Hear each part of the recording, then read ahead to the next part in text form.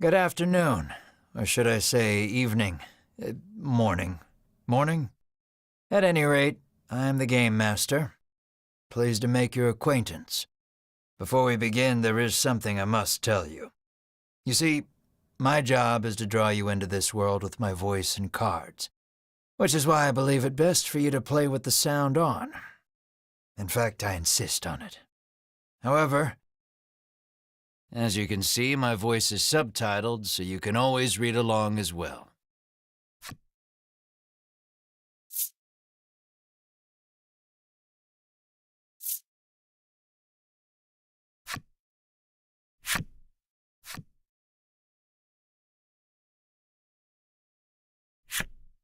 Now then, are you ready? Let's begin. Welcome to Voice of Cards. You are about to take the first steps of your adventure. Through a realm of sword and sorcery you will travel, battling bloodthirsty monsters as you strive to realize your ambitions. I have every faith you will accomplish great things here.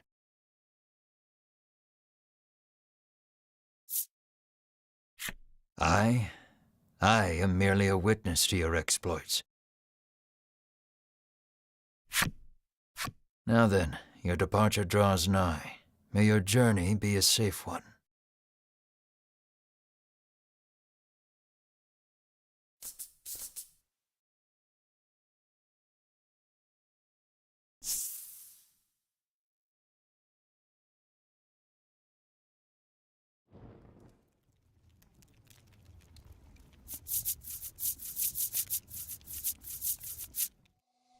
We begin in a cave. The surrounding rocks are slimy with damp. It feels as if some foul creature could leap out from the shadows at any moment.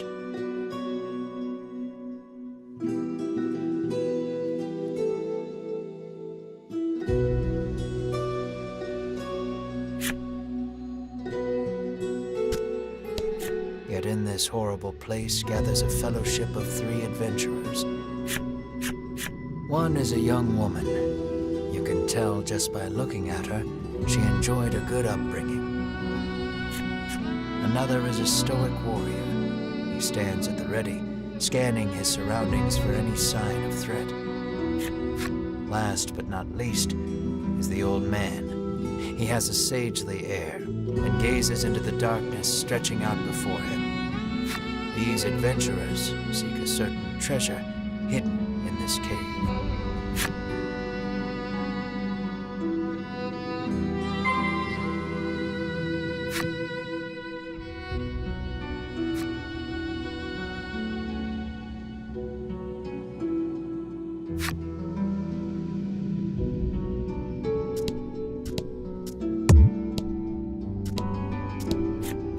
An iron door towers before you. It has rather conspicuous handles.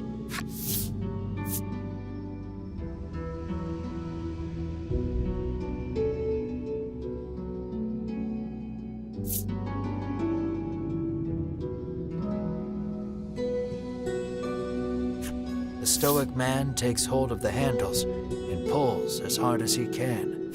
But the stoic man winds his leg back and lets fly a powerful kick into the door. As his foot connects, the door trundles to the side. So it was one of those sliding contraptions.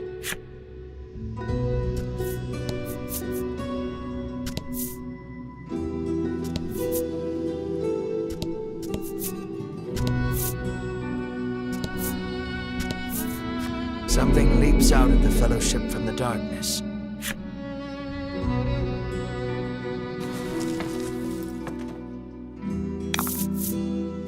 Don't hold back.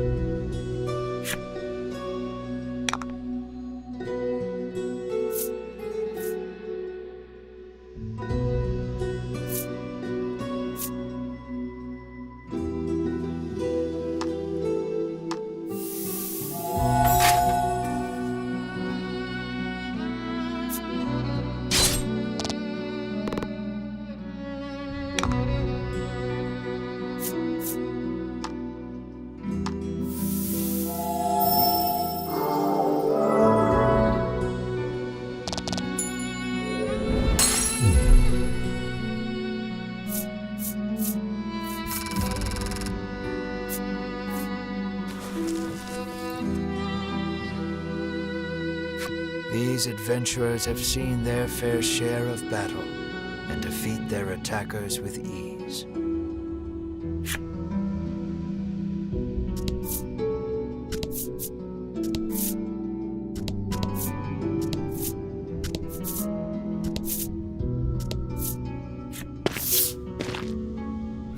As the trio approaches the treasure chest, an awful rumbling resounds deep in the cave. "You shall not have it," a voice growls. Before the wary trio appear creatures the likes of which they've never seen.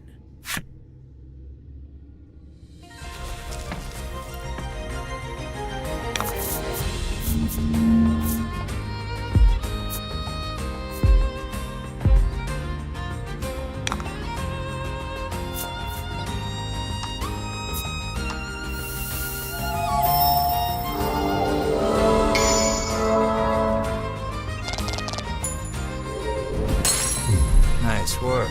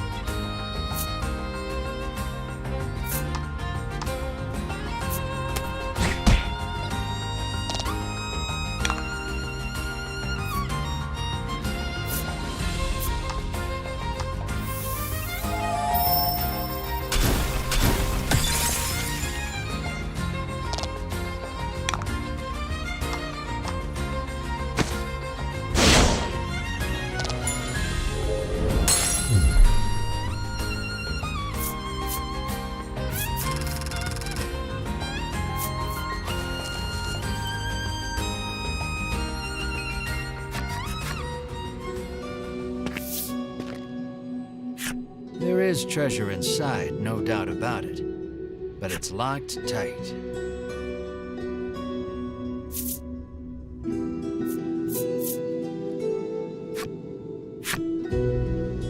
The woman slides the simple key into the lock. The chest clicks open. Inside is what appears for all the world to be an ordinary medicine bottle. At last, we've retrieved the royal treasure, the old man says. The woman and warrior exchange a nod.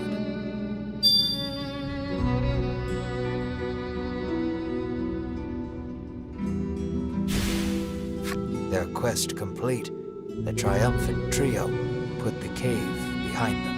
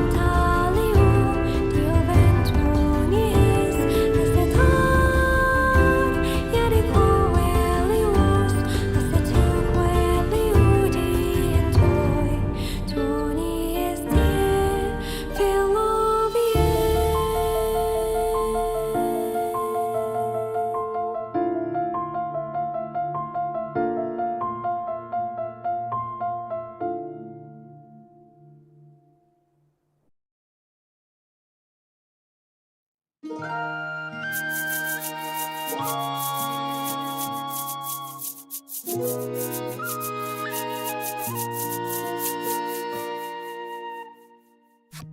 is Castle Advent. Queen Nilla reigns over the kingdom from within its walls.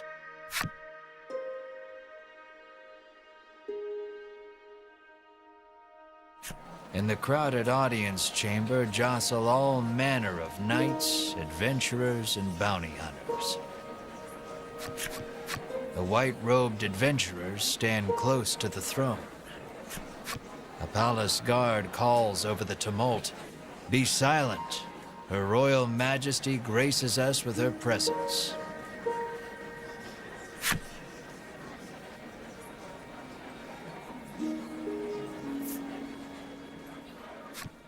The cacophony ceases the moment Queen Nilla enters the chamber.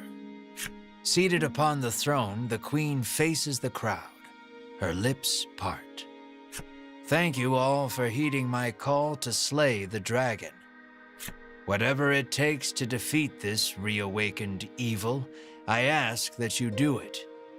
Whomsoever conquers this beast will be honored for ages to come and handsomely rewarded." At that, the gathered crowd cheers loud enough to shake the castle's very foundations. "Leave the dragon to us, Your Majesty," say the white-robed adventurers, as if the beast's demise at their hands is assured. "Indeed, you did well to reclaim the royal treasure," the queen replies. "I thank you, for my stomach becomes most upset without it. So the treasure is a staple of the royal medicine cabinet. It puts my mind at ease to know the Ivory Order offers its aid in slaying the dragon. The trio are disciples of the Ivory Order, a charitable organization beloved the realm over. Indeed, anyone would think this illustrious trio the heroes of our tale. But they'd be wrong.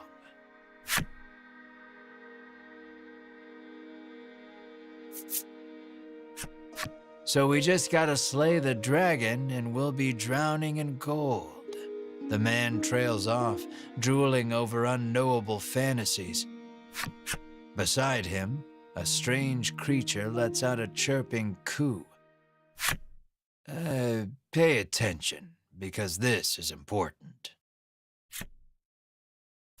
There he is, or there you are, I should say, the hero of our tale. A humble bounty hunter, you love little in this realm more than coin. A seemingly tedious fellow who doesn't hesitate to claim the title of hero for yourself. When you heard about the quest to slay the dragon, it was the promise of reward that lured you to the castle. Now then, if you wish to officially register for the hunt, see me so I can get your signature. You wonder why you need to sign anything, but head for the guard anyway.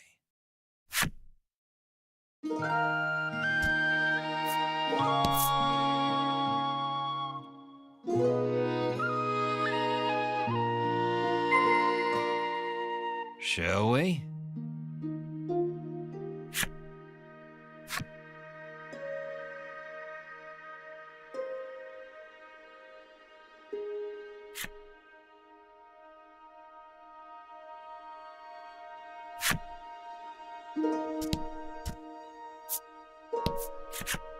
We of the Ivory Order will be the ones to restore peace to the land, brags a white-robed man. My colleague made me come along, but he didn't mention we were going on a quest to slay the dragon, she says, trembling.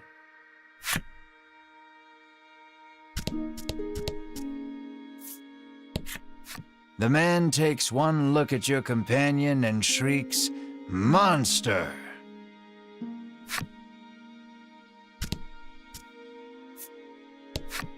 You think the dragon's really as tough as they say? Asks the man, his knees knocking together.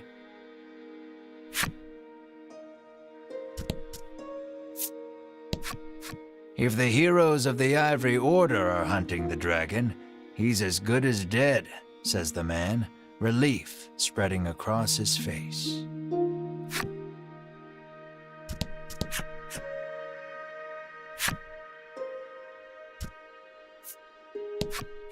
That reward for slaying the dragon is as good as mine, barks the man.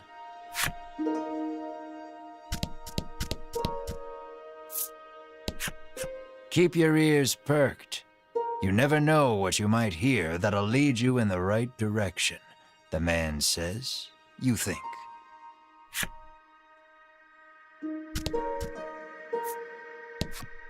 You'll need tough gear if you're going to beat the dragon, the man tells you.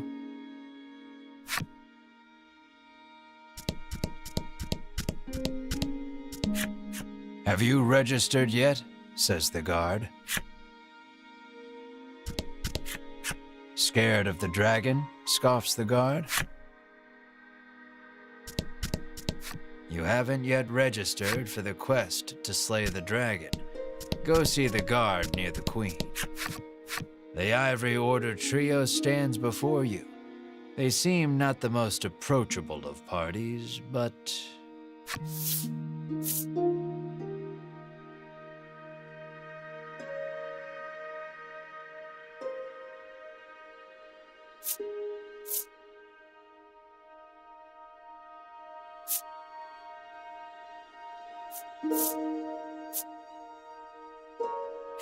You inquire about their identities. We are disciples of the Ivory Order. It is our duty to aid the realm and its people however we can. The Order's principal focus is developing medicine to distribute to people throughout the world. They begin blathering an answer to a question you didn't even ask. Sensing a long lecture ahead, you seize on the first chance to extricate yourself from their presence.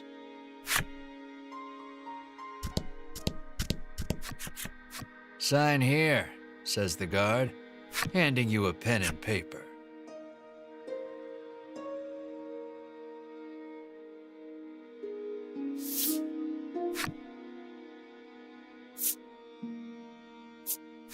You sign your name.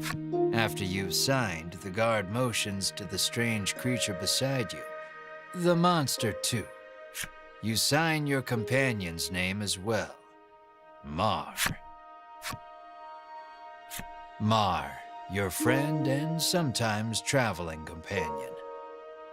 Though he can't speak the human tongue, he seems to understand it well enough. Thank you. Now we'll know what to have engraved on your tombstones.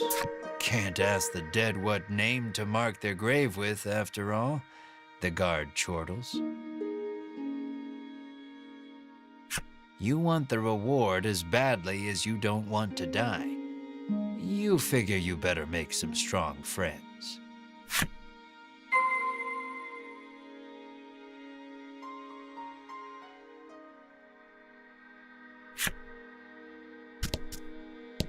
Asking Queen Nilla to join you is beyond preposterous.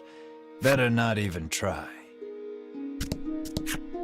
Don't get yourself killed out there, says the guard curtly. Offer to join forces with the Ivory Order trio?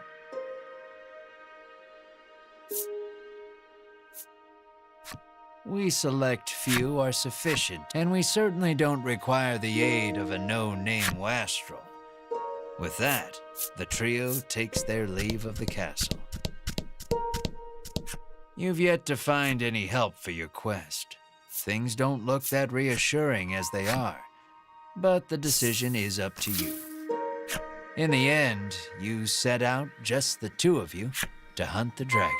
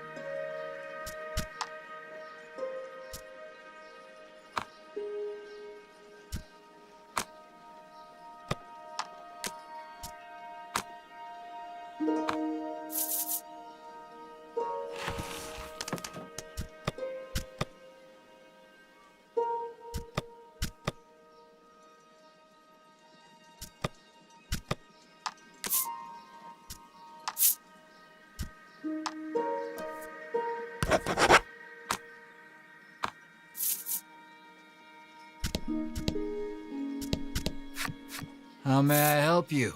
The proprietress inquires.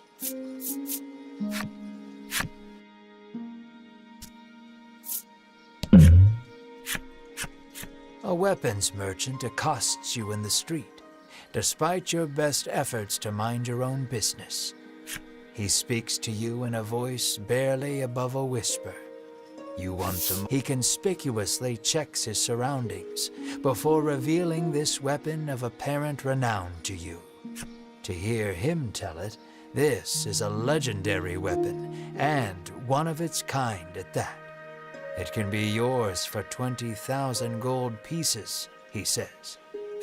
You can smell the scam a mile away, and yet the aura of this weapon does have something of the legendary about it.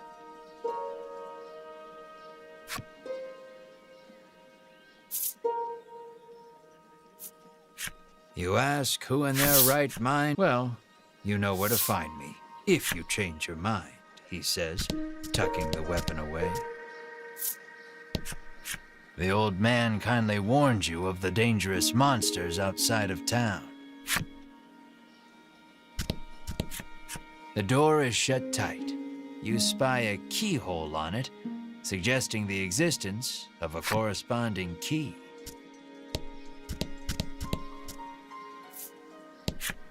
The child says you should see Nexton as soon as you leave the castle town.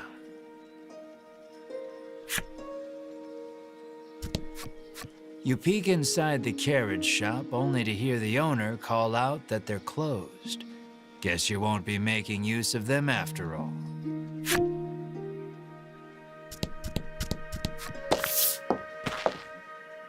Before you stands a sign calling for people to... Earlier you saw the bit about the handsome reward for whoever slays the dragon, and hightailed it to the castle. A woman stares at the sign, transfixed. Her face curls into a scowl as she notices you. Monster! The woman cries and flings magic. Startled by the spell, Mar grows dizzy.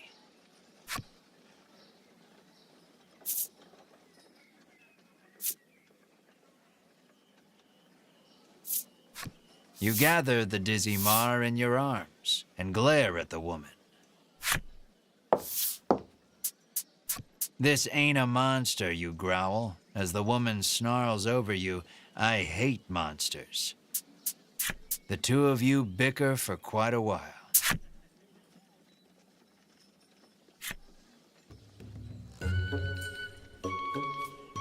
In the end, the woman admits she may have jumped to conclusions, but stubbornly refuses to apologize. Inwardly, you call her unsavory names as your attention shifts to a different topic of conversation. Turns out she really hates the dragon and would love to take him down with her own two hands. But she knows she's no match for him alone, so she's at a loss for what to do. When you tell her you're after the same thing, she squints down her nose at you. Fine, she says. I can help you. She's a little annoying, but you are looking for questions. I only want to see the dragon dead. You overhear her remarks and grin. That suits you perfectly. You happily join forces. She introduces herself as Melanie. She tells you she is a witch, but says nothing of why she hates monsters or what grudge she bears against the dragon.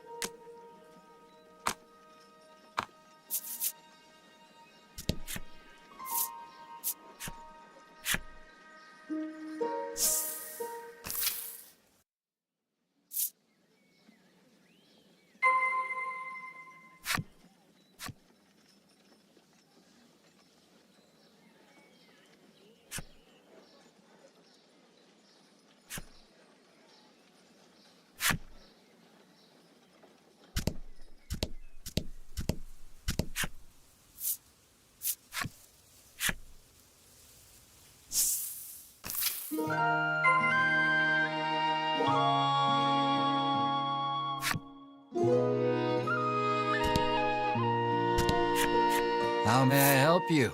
The proprietor inquires.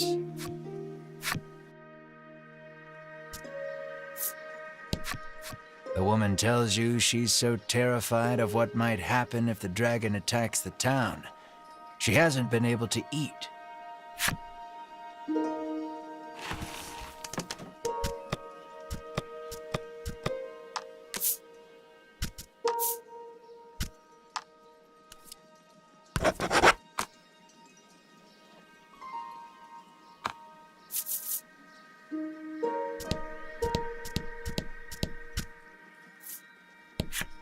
Welcome to Nexton, hails a man.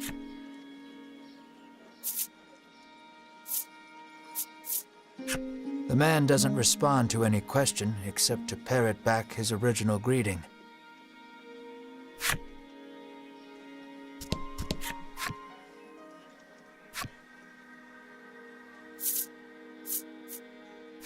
You try asking the man if he knows anything about the dragon.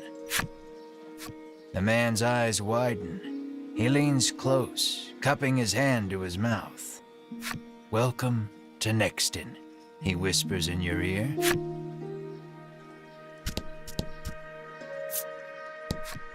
The man helpfully advises you take the opportunity to purchase equipment and curatives while you are in town.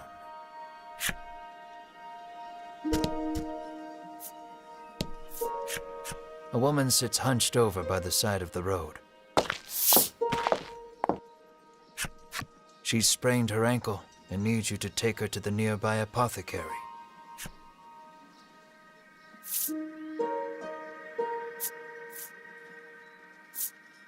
We're a little busy, you say. You make to leave, but Melanie stands in your way. What kind of person are you? She snaps.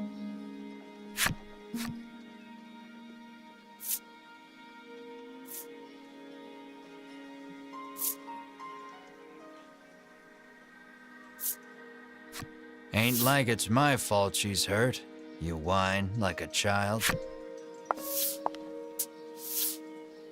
Ignoring you, Melanie gingerly helps the woman up. Mar bends so the woman can get on his back, and the two of them head off in search of the apothecary. You watch them walk away for a moment before following, complaining to yourself about what a waste of time this is.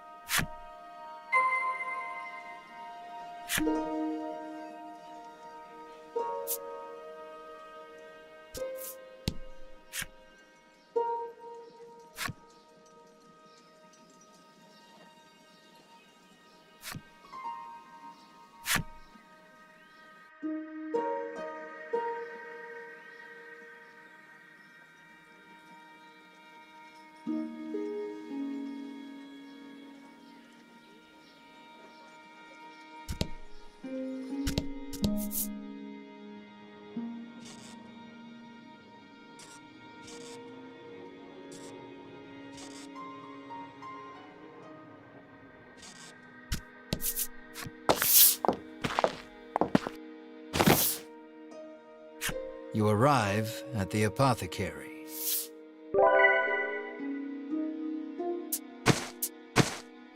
After taking a curative, the woman begins hopping up and down. Nothing holds a candle to Ivory Order medicine, she beams. She thanks you and pulls something from her breast pocket.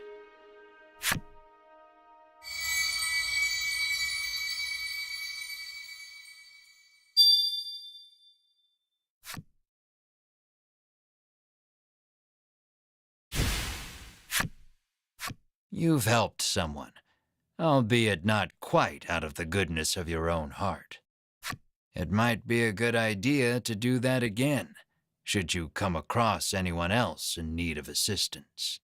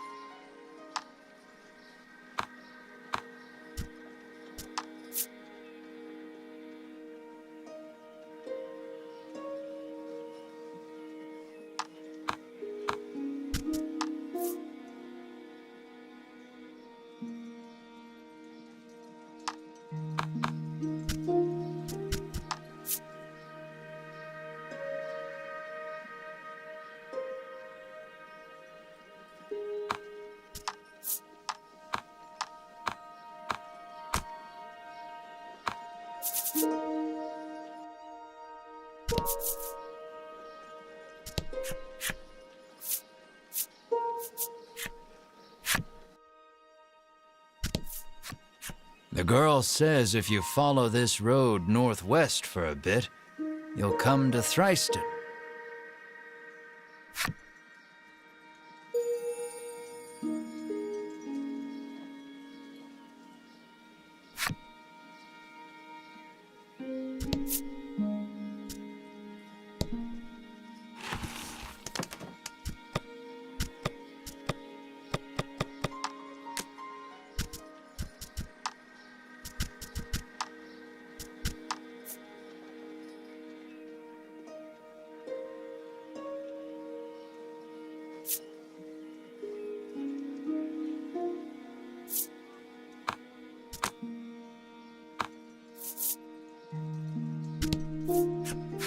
It seems the majority of the world's medicine is made by the Ivory Order. That's probably part of the reason the Order has so many ardent supporters. Nothing holds a candle to Ivory Order medicine, proclaims the woman, swigging this curative and that. How may I help you? The proprietress inquires.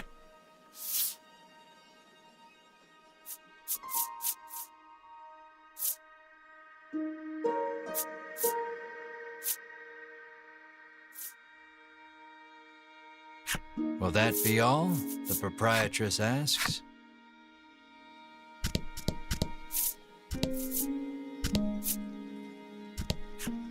On your way to defeat the dragon, are you? The innkeeper inquires as you set foot inside. The innkeeper gives you a room free of charge in a show of support for any and all who wish to defeat the dragon.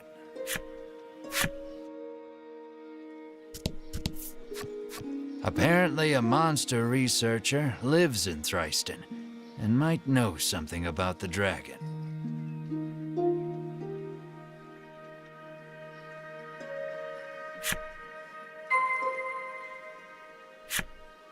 It seems you've learned all you can here. Time to move on.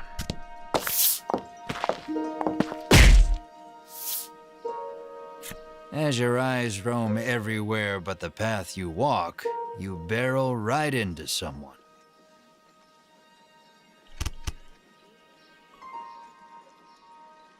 When you turn to see who it is, you see the Ivory Order trio from the castle.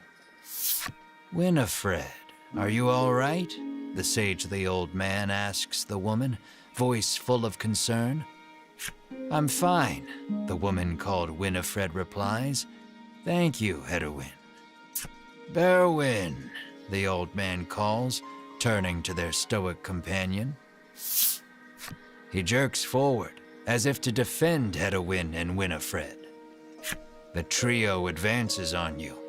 How dare you treat disciples of the Ivory Order with such disrespect?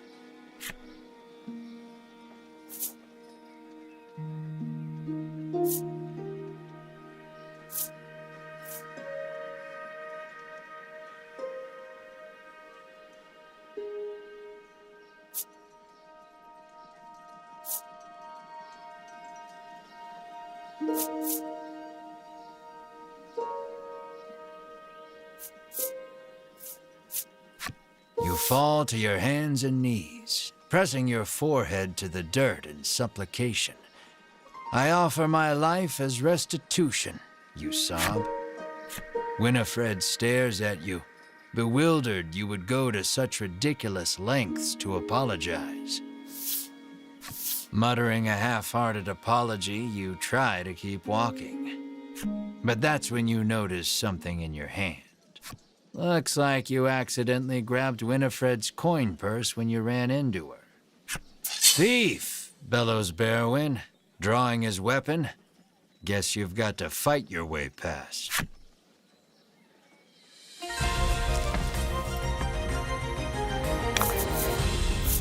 Don't hold back.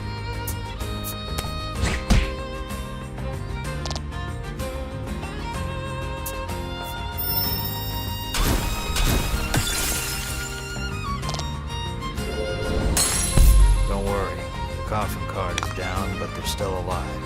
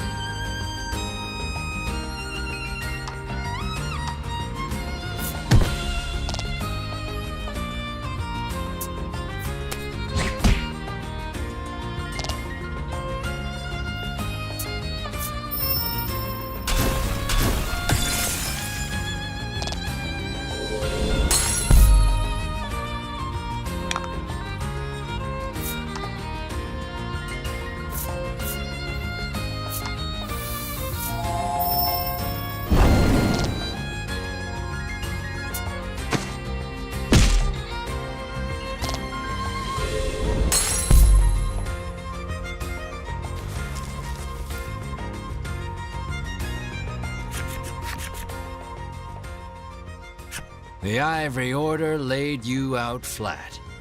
The Ivory Order trio looks at you like they can't believe such a weakling would even try to hunt down the dragon. Taking pity on your ineptitude, the Ivory Order trio uses their magic to heal you. We mustn't tarry any longer. To the monster researcher of Thriston with us, Hedwyn urges his companions and the trio depart.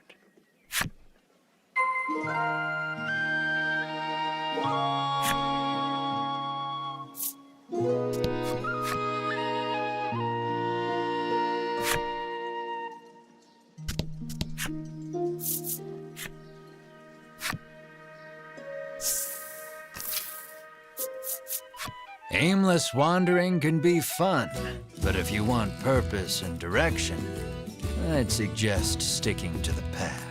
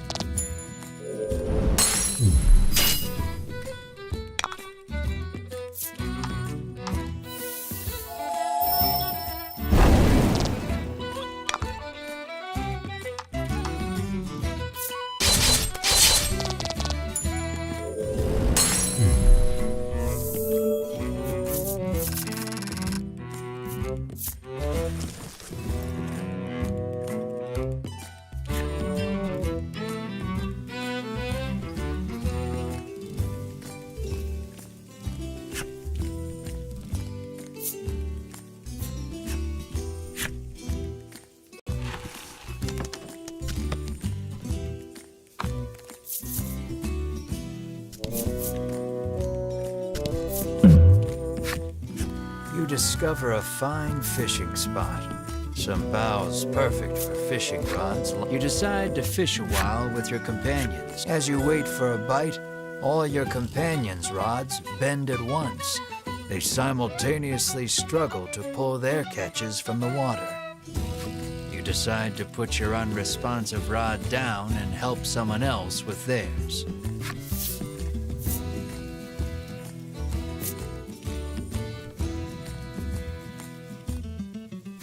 The rod bends repeatedly, showing a constant amount of Mar hugs the bottle, not wanting the bottle to break and injure Mar. You carefully take custody of it and tuck it into your bag.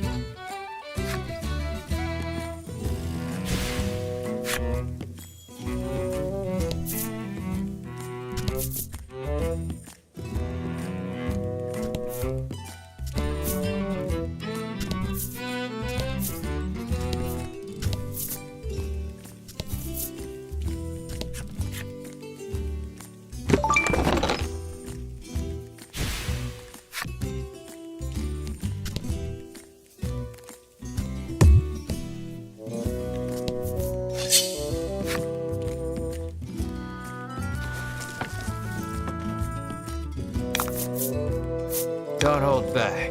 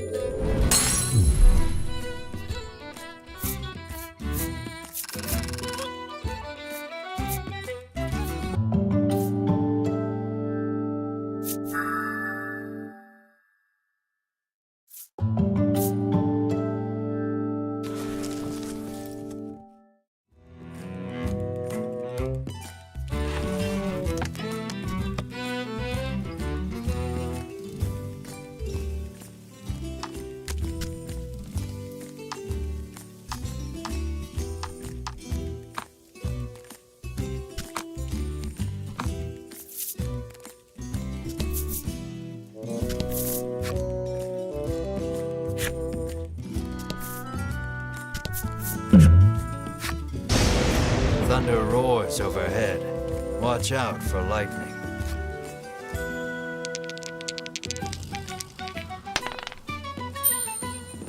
You and your friends are lucky enough to make it through without being struck by lightning once. You kick a rock down the road. muttering about what jerks those three from the Ivory Order are. Cut it out, chides Melanie. She warns you your anger will only come back to bite you in the rear. You grumble, but your sulking is cut short when out of the thicket leaps a monster. The rock you kicked must have hit it because it is really mad. Brace yourself for battle.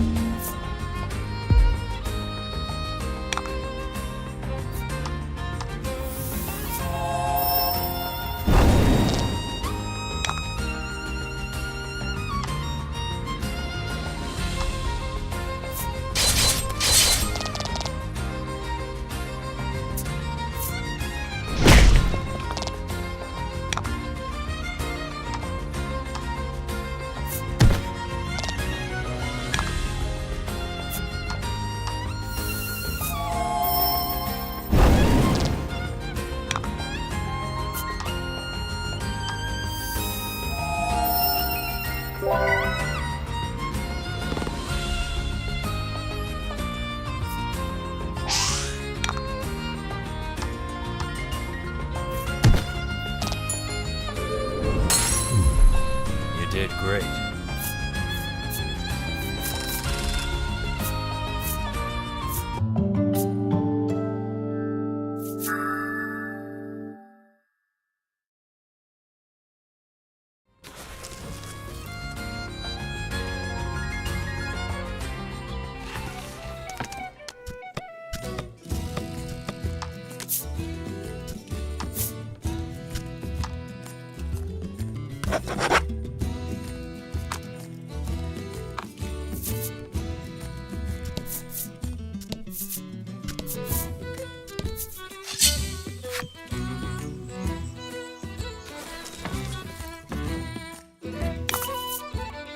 And fight.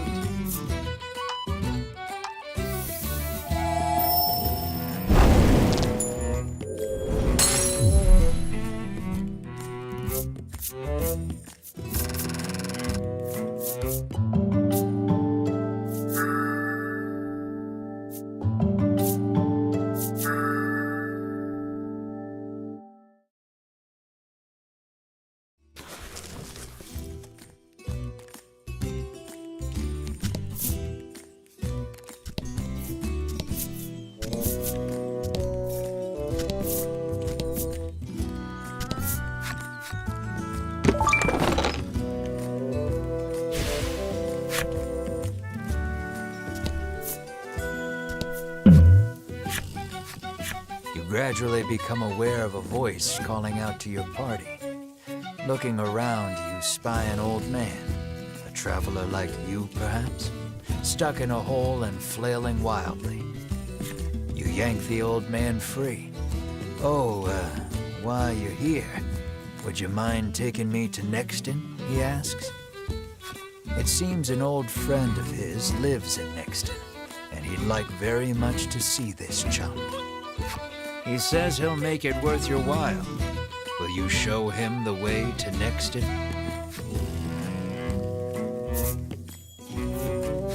You ask the old man about himself. It turns out he belongs to a wealthy family. Visions of lavish rewards begin to dance in your head. You offer him safe passage to Nexton.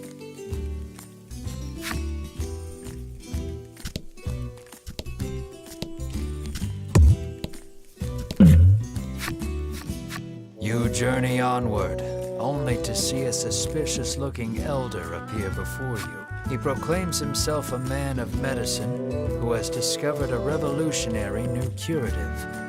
It would have... There's no harm in trying it, he boldly claims. Well?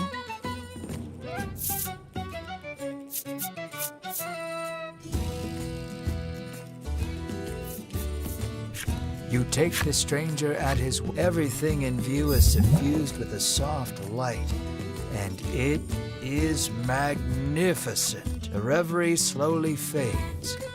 How long were you smitten? You can't say for sure. But everyone has taken a step or three back. And after a long silence, the doctor of sorts speaks. I must confess, I had no idea it would have such a profound effect on one's character, he says, and be that as it may, he seems pleased to have seen any effect at all. He hands you a gift for the trouble and walks off in high spirits.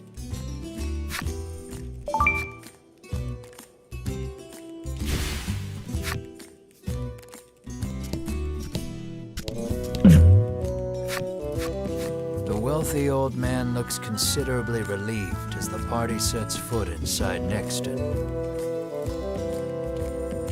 He reaches into his pack and hands you a pouch full of gold. This is to be your reward, he says. The next instant, he takes off for the center of town, shouting, "I shall be there soon, my love."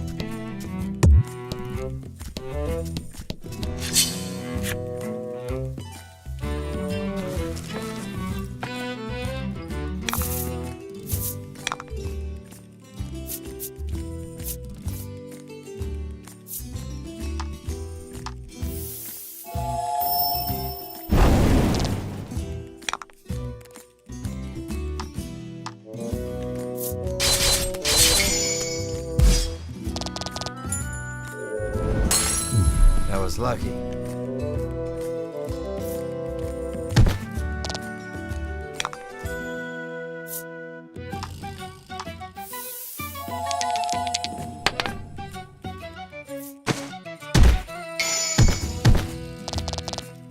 Fortune favors the bold.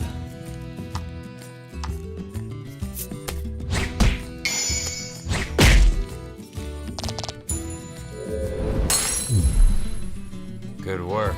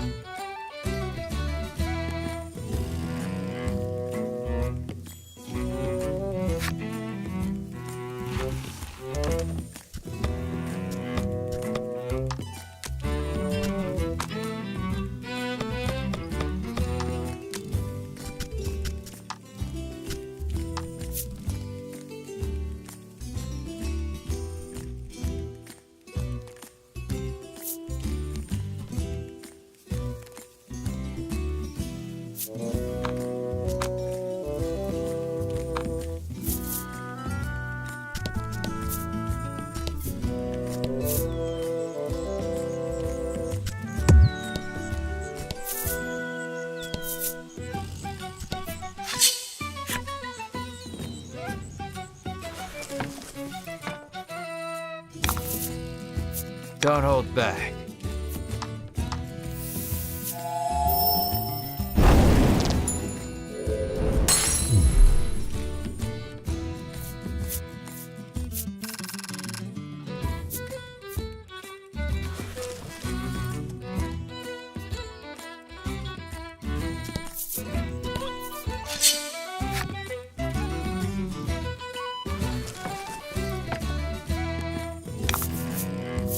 Don't hold back.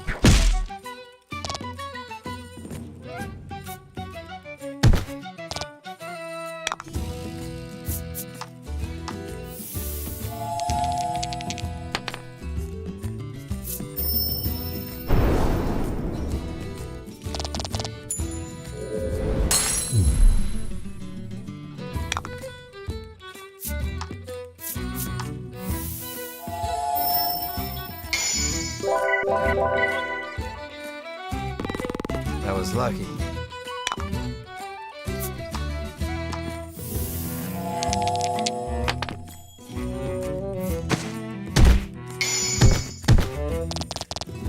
Fortune favors the bold.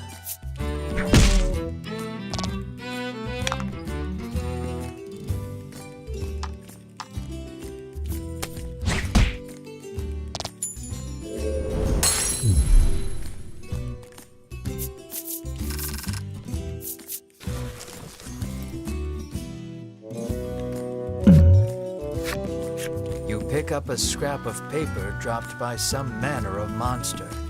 It has a message scrawled on it in crude lettering.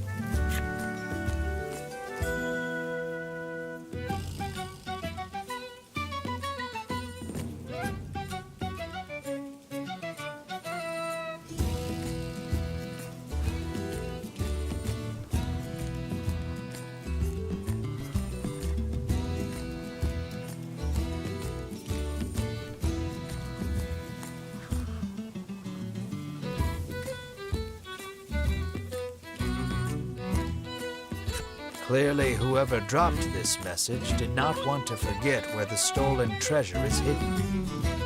You stash the scrap of paper in your pack and resolve to keep an eye out for the treasure on your travels.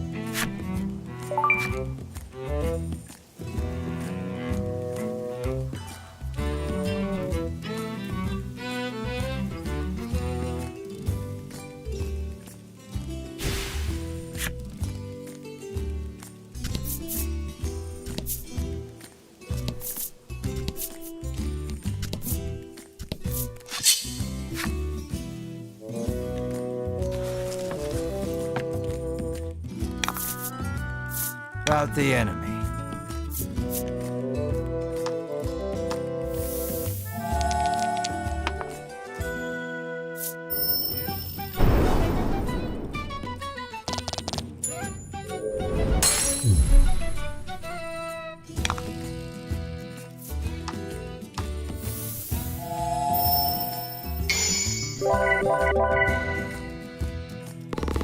That was lucky.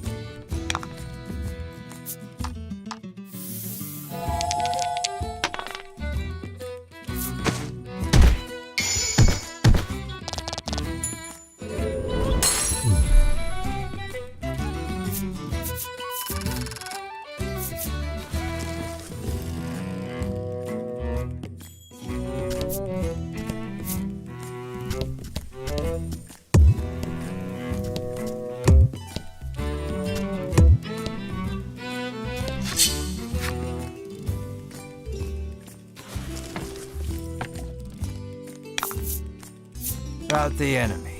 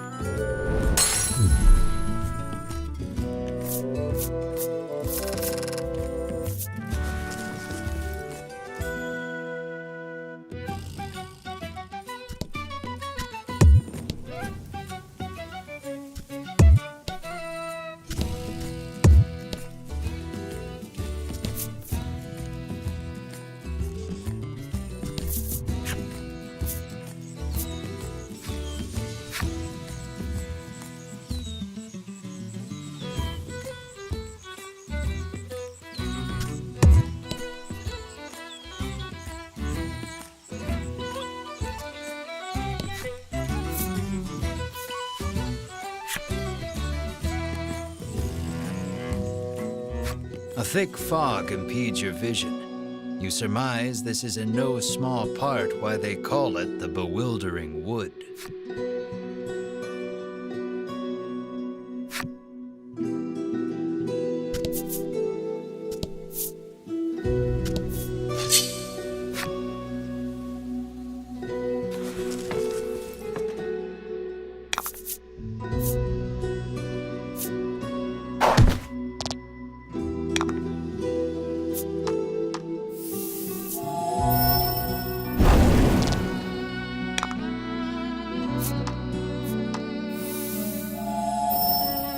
Bye.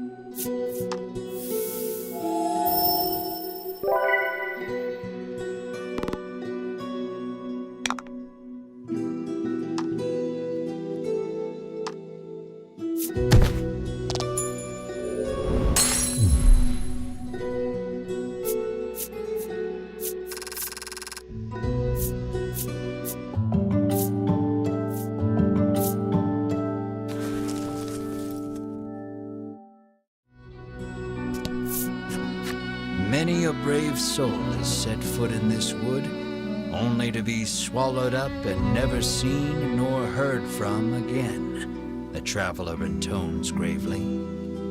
They also tell of a certain tool one needs to get through this place.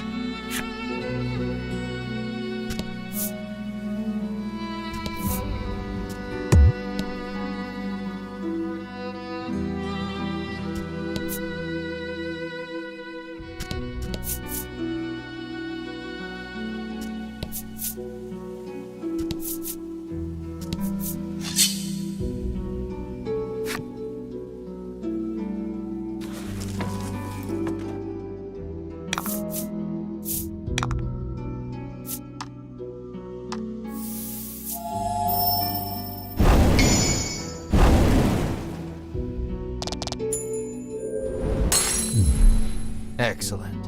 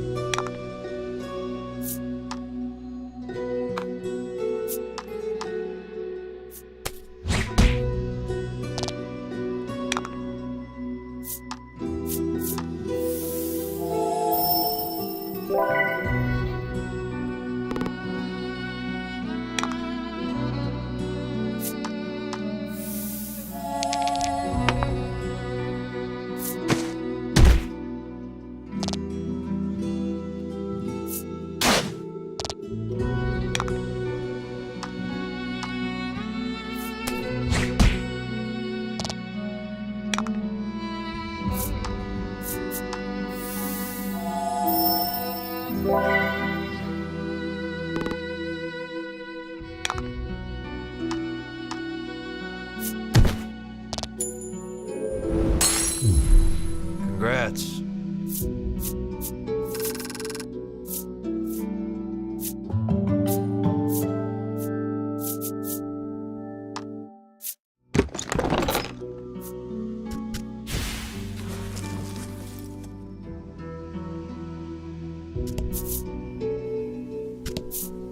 A message is written on the sign. Seek out the four Stela hidden deep in these woods.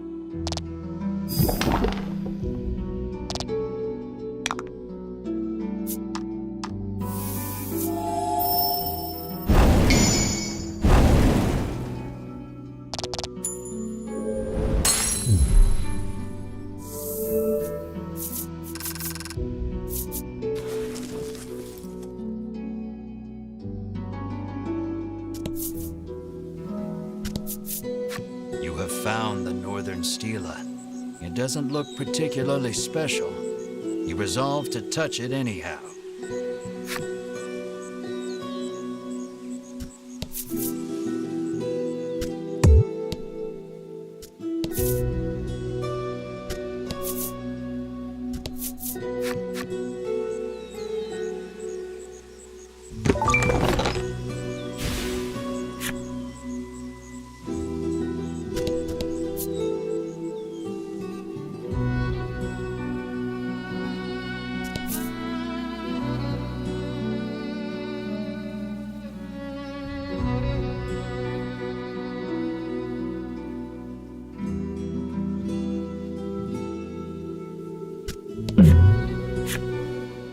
You hear a beautiful melody flowing from the forest depths.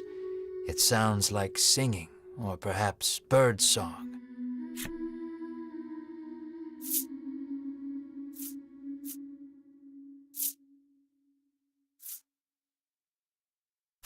You take a peek inside the grass and immediately find the owner of the voice. It's a harpy. It seems like the harpy hasn't yet noticed you. You pick up a rock and throw it at the monster's feet. Startled, the monster flaps its wings and flies away. You find some coins scattered about where it stood.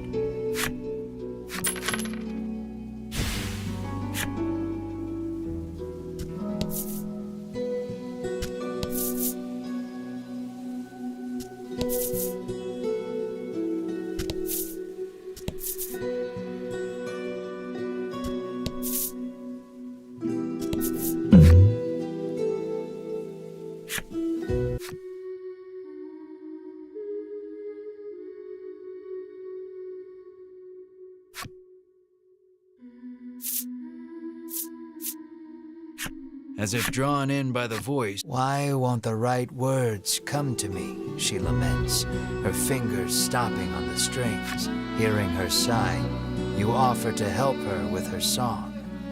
"Very well then. Please finish this verse," she responds, then begins to sing.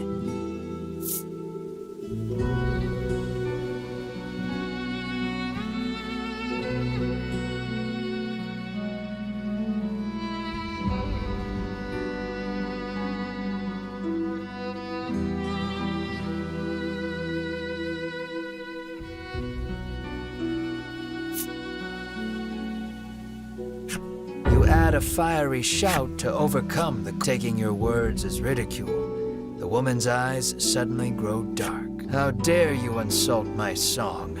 You will pay for this atrocity in blood," she exclaims, then attacks.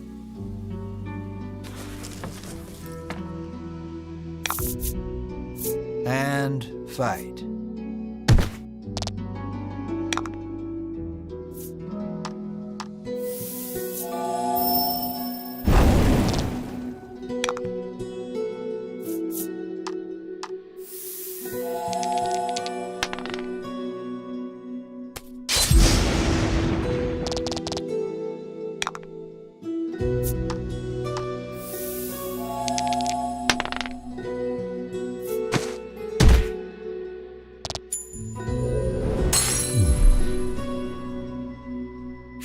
How pitiful I am, brought to my knees in these woods, defeated by savage adventurers. What an epic song that would be.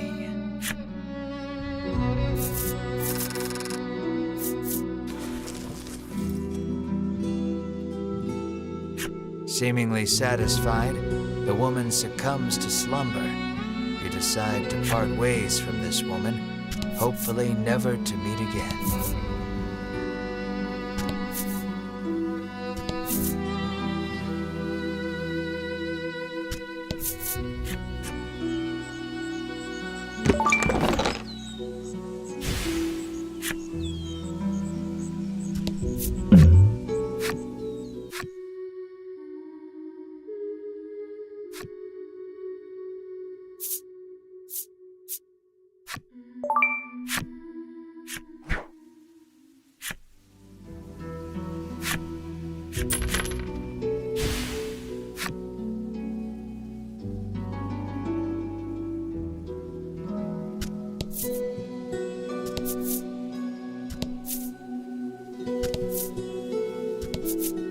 You have found the Eastern Stela.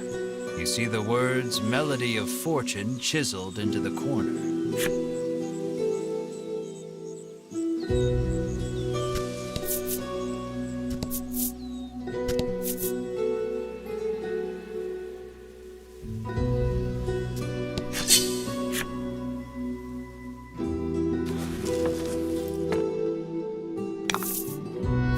And fight.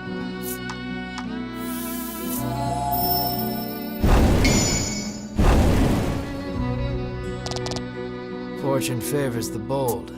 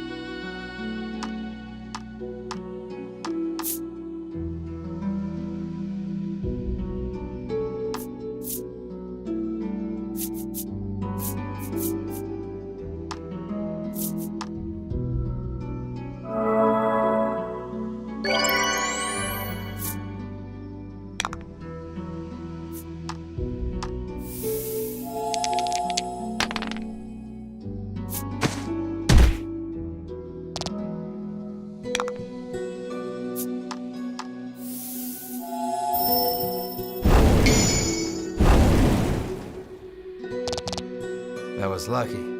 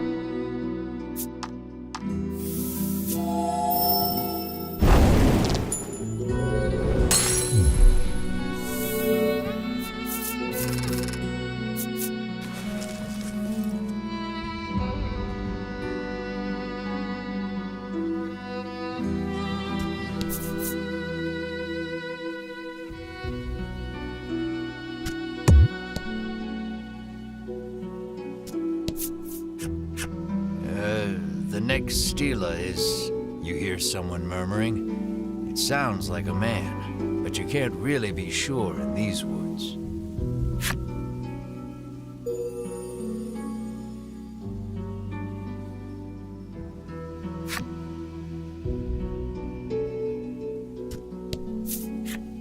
I need to hit the Stela every single time I want to go home. Ah, what a pain, the frowning woman sighs.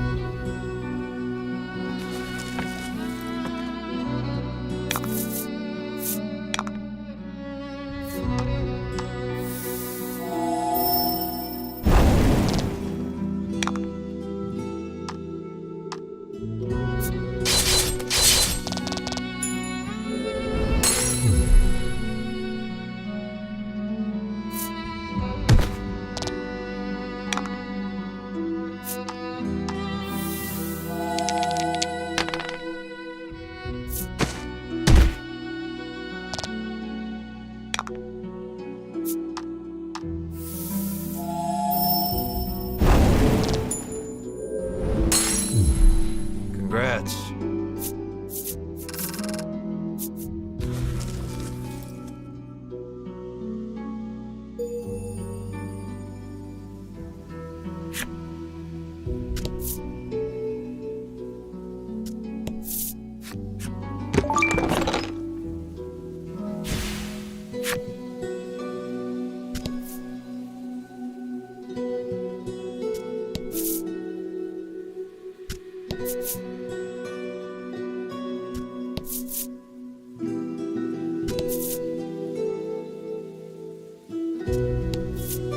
You have found the southern Stela.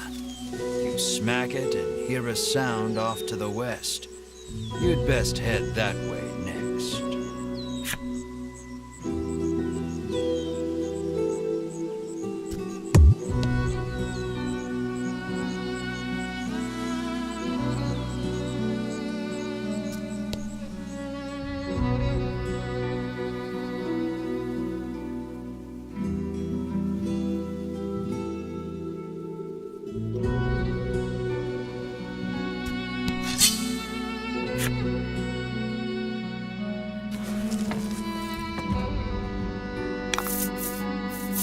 Let's do this.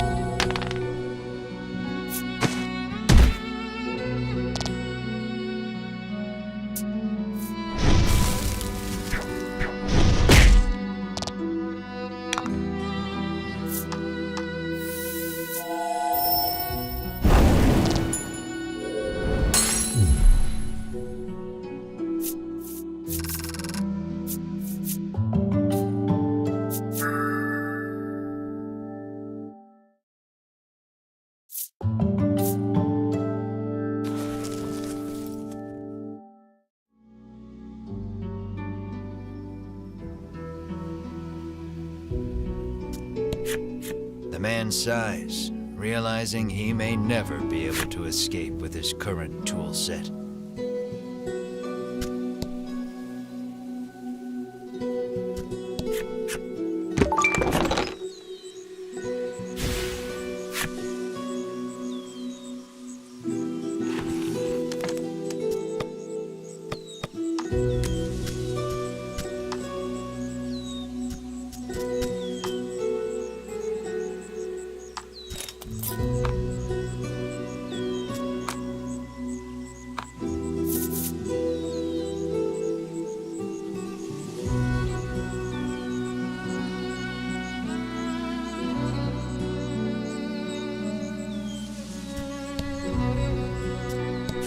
You have found the Western Stela, which you swear up and down was not here when you came in. Nevertheless, you give it a smack.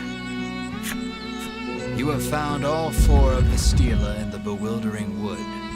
On a perhaps related note, you hear a sound emanating from the east.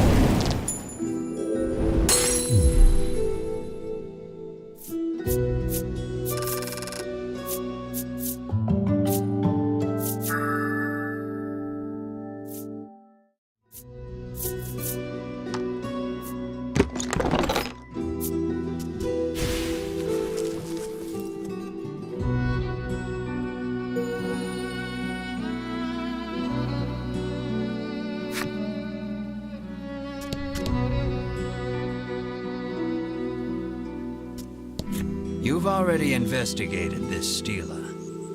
The words Melody of Fortune are rather conspicuously chiseled into the corner.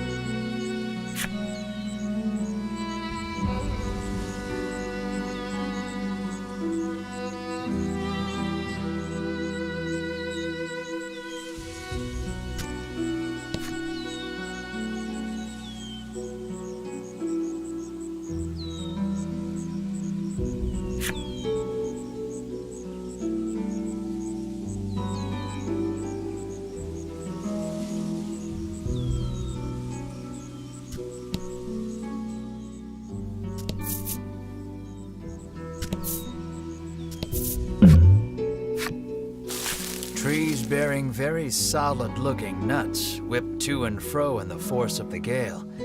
This doesn't bode well for you.